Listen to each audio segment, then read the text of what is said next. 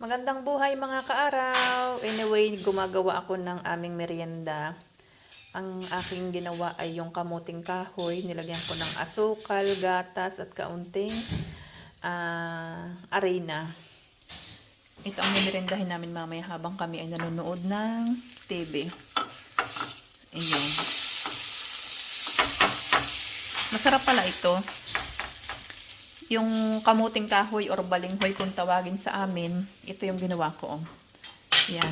Niyar-yar ko.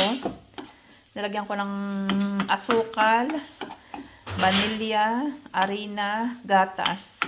Gatas na yung fresh milk.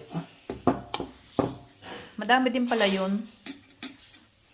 Kaya niyar-yar ko kanina. Sana masarap sana yung may keso, kaya lang wala akong keso. Kaya ang naisipan ko ay gatas ang ilagay. Kaya sobrang sarap niya.